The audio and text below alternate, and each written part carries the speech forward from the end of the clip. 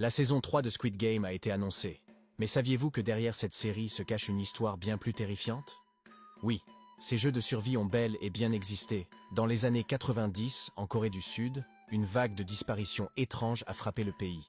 Des centaines de personnes endettées ont disparu sans laisser de traces. Officiellement, elles auraient fui pour échapper à leurs créanciers. Mais certaines découvertes suggèrent une toute autre réalité.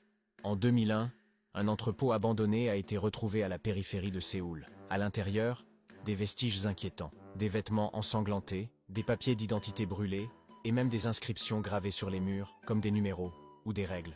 Pourtant, cette découverte a été rapidement étouffée. Plus troublant encore, plusieurs témoins affirment avoir entendu parler de jeux clandestins organisés pour divertir les plus riches.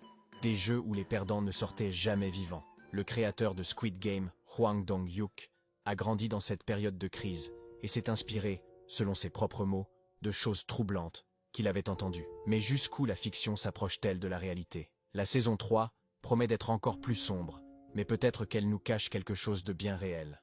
Alors, mythe ou réalité? Vous joueriez pour survivre?